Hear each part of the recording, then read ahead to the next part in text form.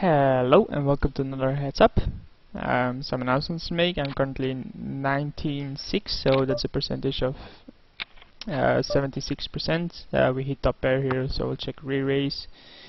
If he c-bets, he doesn't, so we will lead out on the turn, and that's about a profit of 55 euros.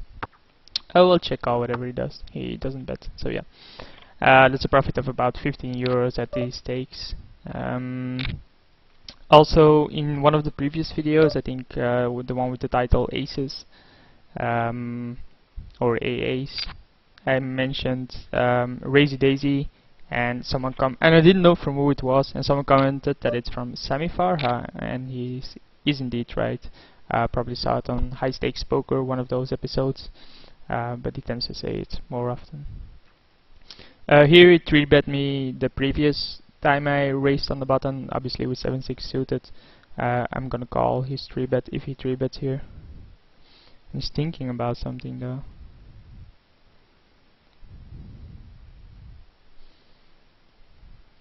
Maybe he's not here, I don't know. He has connection? No, he doesn't have connection, okay.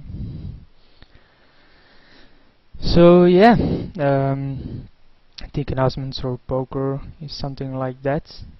If you do the same result, so 19.6 at a higher stake, you win about 11 times your buying, so that should be about 550 then.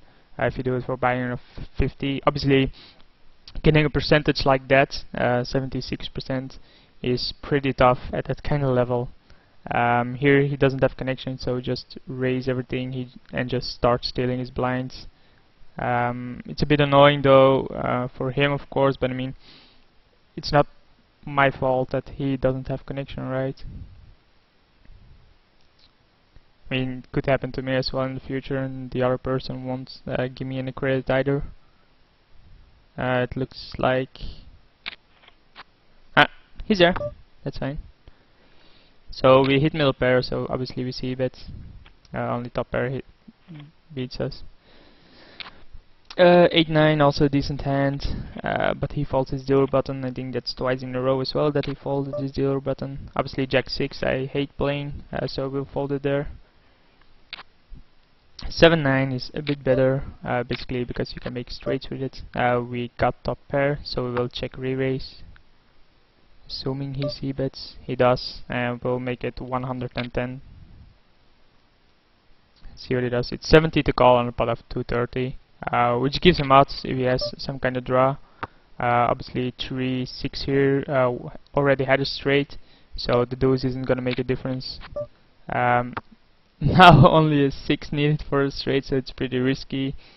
Pretty risky board, especially as he could have an open ender and bet there. But I think we have to make the call with the top pair, and he did indeed just had middle pair and the open ender. So I have to go on my reads a bit more and actually fold there and save myself 200. I think that's a bit of an issue in my play at this point, that I might give my opponent too much credit for the hands he plays, stuff like that. Now the king could have hit him, but I can't give up here, right? I had top pair. If the king hit him, that's fine. If he just called to 2 over pairs to my c-bet, he might just have a 4, a deuce, maybe 2 pair, an open ender or miss there. So I can't just give him a free card. Obviously we have an ace, so whatever he does, we should call. Yeah, sure. We hit bottom pair, so we'll check call. We do also have an ace as an out, I guess, if he has a higher card. Board pair, so I still think my 2 is good, and here if he does something, obviously I'm calling, but he didn't. He himself missed, I guess. Get an ace, this time with a better kicker 4 instead of a deuce, so neither are fine. Dangerous board, so we will lead out on it and see what he does. Obviously a lot of draws out there as well. If he checks to me again, I'm gonna check. We're basically playing ace-king with trip tens. He might do the same. Nope, he had nothing. He just called with air. That's fine, I mean, just call me there. So here king high is pretty good. We totally miss. We don't have flush draw. We'll check twice to him, and he just keeps checking, so our king high might be good. And indeed it is. So yeah, when he showed the aggression, especially in hindsight, while betting the 200 on the 3 on the board, I should have known that he had it, seeing as he plays this tight. So yeah, king jack, we're obviously just calling. We have the nut flush draw, so we're check calling, I guess. We don't get there yet, and we don't get there at all. He might have a 7. If he leads out here, I'm obviously gone. I had the nut flush draw, the board paired, so it might not even be good. Obviously, heads up, it probably is, but king 7. So we have 1 over. 7 is probably still good, and we have the runner flush. Board pairs though, so we'll see. And now we just have king high. And he also had king high, he had king jack, so he had 2 overs. It's a king game, we would have lost a decent amount of our stack.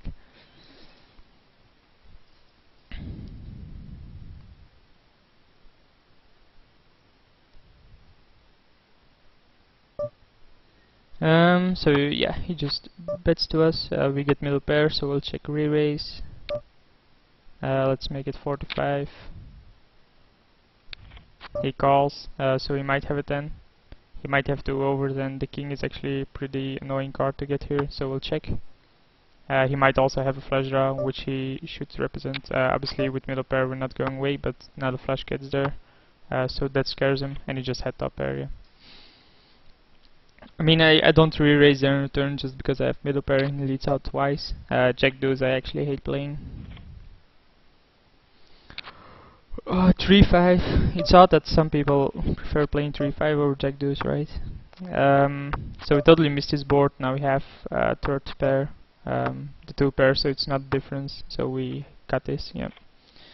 I'm not getting any value out of my hands, but I think even if I bet there, I'm only getting called by a better hand. So it's not a decent profit gain. Here we have king 3, just slow playing it. We have 1 over. So we'll check re-raise here once. Obviously deuce is a bit scary. At this point we just have king high, and he doesn't beat it.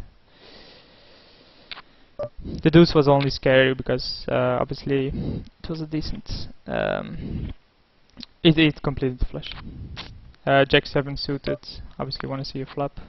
We got the flush draw, so we'll call. We do make our flush draw, so we'll see what he does. He checks, so he will lead out for like 75, and he calls and sees that we have the flush. 5-8, but we do have the 0 button, and it's a pretty decent hand. We actually flop the nuts. I mean, I have no clue what he could have, like king 8, queen 8, something like that. Maybe he had an open ender, but even then, he might pay us off here. He doesn't. Yeah, I think with 5-8, a flop like that is not something you'll ever get away from. King 4, obviously king high, so I'm calling. He just checks. If he checks again, he probably doesn't have it. This might be a bluff on the 3, but I do not have a hand to call a bluff. If I had an ace, I might have, but he's gonna bet on the river anyway, so we have king 7 here on the button. We have 1 over, we have runner straight possibilities, but he leads out once more, so we'll fold here. I mean, leading out just pays me off when I do have a hand, like last time. He led out twice and I had an insane hand. Here he overbets, so I'm gonna give up that hand. It's the first time he does it. So yeah. Pocket 4s, but he folds. Jack 3, obviously I hate playing that, so I will fold it. Now I folded twice to his re-raise, so I might consider that as a weakness from me. Which is fine, I mean, it's just because I got crap hands. Here he leads out into me again, but I have top pair. So he makes the call, make trips. So we'll bet 325. I don't want to give him free cards for a draw. I think I have to check here, because he could have a straight, he doesn't. So yeah, we get. I don't think I would have called anyway, but that's what you get with leading out, right? You lose a lot. We get here middle pair with a gut shot, so we'll check re-raise, I guess. assuming he does something. So let's go to 145 again, just like last time. He makes a call, and we actually make trips, so we'll check call whatever. If he shoves, we obviously call. Even if we're behind, we still have. So we'll shove here. I mean, I have the 4. I might only get called by something else, but no, he doesn't get there. So yeah, thanks for watching, and I'll see you in the future.